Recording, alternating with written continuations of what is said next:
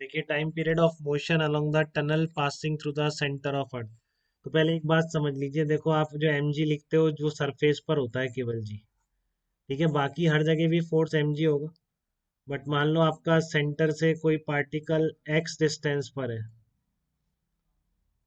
ठीक है ना, सेंटर से कोई पार्टिकल की डिस्टेंस एक्स है।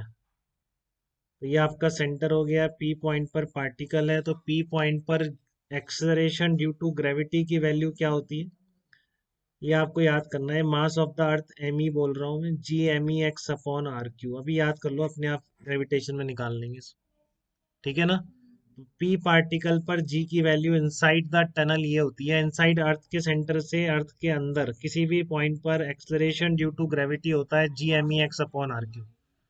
ग्रेविटेशन पढ़ लिया, उसको पता ही होगा, जिसने नहीं पढ़ा है उसको ये अभी याद करना है, ग्रेविटेशन में कवर हो जाएगा, ठीक है ना। K Q X upon R cube, जैसे इलेक्ट्रोस्टैटिक में होता है ऐसे ही यहाँ पर भी होता है, G M E X upon R cube. G क्या है, कांस्टेंट होता है universal, M E mass of the earth, ठीक है, R is the radius of the earth, R E, तो G M X upon R cube. तो यहाँ से जो आपका मान लो ऑस्सिलेट कर रहा है, यहाँ पर जीरो है बेटा, फोर्स देख रहे हो जीरो, तो ये इक्विलिब्रियम पोजीशन है। तो एट सी फोर्स किसके बराबर हो जाएगा, जीरो हो जाएगा। तो सी आपकी क्या है, अभी इक्विलिब्रियम पोजीशन है इस एस एच एम की।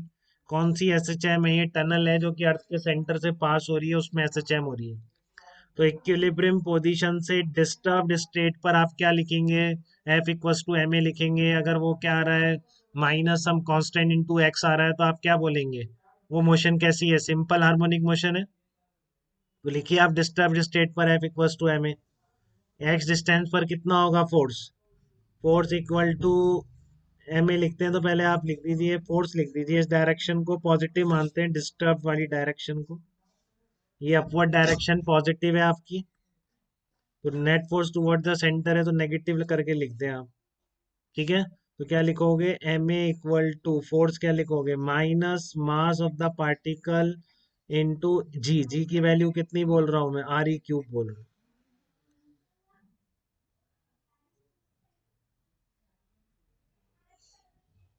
तो ए कितना आ जाएगा, minus G M E upon R E cube into X आ जाएगा।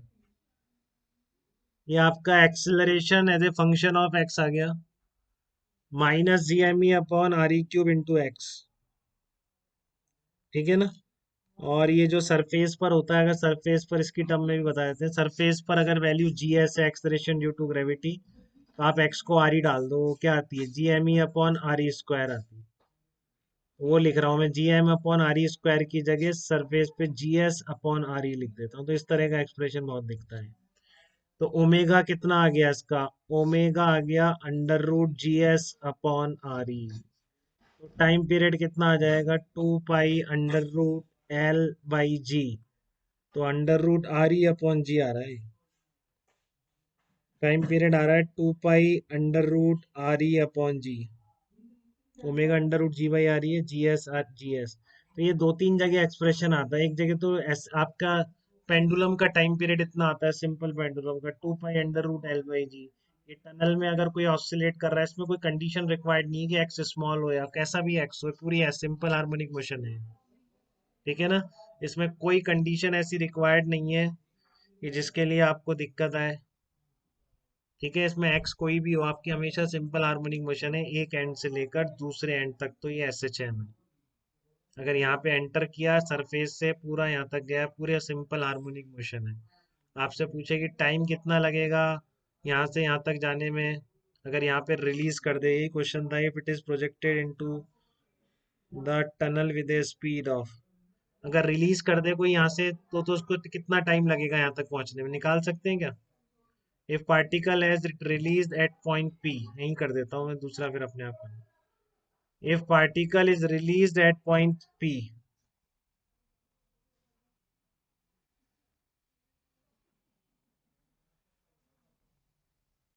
if particle is released at point P, ठीक है, then time taken in reaching to the center, अब इसका कोई आप इंटीग्रेट करके निकालोगे तो बहुत टाइम लगेगा।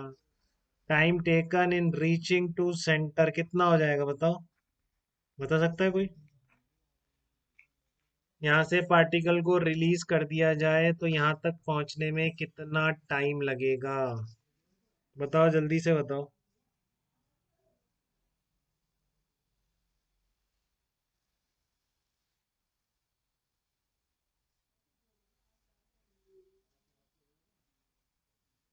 जल्दी बताओ बेटा इसका आंसर थोड़ा सा। ये सिंपल हार्मोनिक मोशन है, वहां पे स्पीड रिलीज किया, जीरो स्पीड है, अंदर भागेगा, सेंटर से पास होगा, सेंटर पे पहुंचने में कितना टाइम लगेगा? नहीं बता पा रहे आप लोग?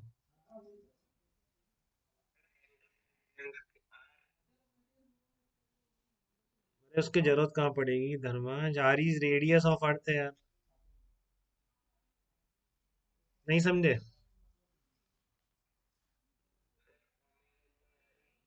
ओमेगा बाई आर ई क्या होता है? पार्थवी जल्दी बताओ क्या होगा? सरफेस से सेंटर तक का टाइम।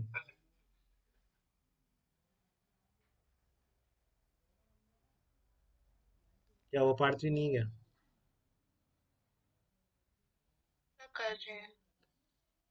करना नहीं है बेटा, डायरेक्ट है, वहां से रिलीज किया, आप समझो। देखो सेंटर मीन पोजीशन है, इक्विलिब्रियम, यहाँ से रिलीज किया, एम्पलीट्यूड हो गया, टाइम पीरियड आपके सामने लिखा हुआ है। तो एम्पलीट्यूड से मीन पोजीशन तक आने में कितना टाइम लगता है? बताइए। T/4 हो जाएगा, पाई/2 अंडर रूट आएगा। क्लियर है कनिशा, आपने बताया? ओके, बट क्लियर है बेटा बाकी सब लोगों को, कोई दिक्कत तो नहीं? बताइए, आना बहुत जरूरी है आप लोगों के लिए, इस स्टेज पर इतना एसएचएम पढ़ चुके हैं हम। ये मैंने आपको बता दिया कि इस मोशन का time period 2 pi under root RE/GS है, और आपने पी पॉइंट से रिलीज किया तो एम्पलीट्यूड से ही तो है। जहाँ रिलीज करते हैं, जहाँ वेलोसिटी जीरो होती है, वो एम्पलीट्यूड ही तो होता है। तो उसको यहाँ से यहाँ तक पहुंचने में कितना टाइम लगेगा? T/4 हो जाएगा। ठीक है ना? तो टाइम P2C कितना हो जाएगा? T/4 कितना आ गया? ये पाई/2 √RE/GS आ जाएगा आपका। पाई/2 √RE/GS आंसर आ जाएगा। इतना तो एसएचएम पढ़ लिया हमने। ठीक है। अब इसमें एक और क्वेश्चन कर सकते हैं कि यहाँ पर आपने किसी स्पीड से प्रोजेक्ट किया, जैसा ये क्वेश्चन है मेरे सामने अभी एक है, तो मैं साथ में ये भी करा देता हूँ। ठीक है ना?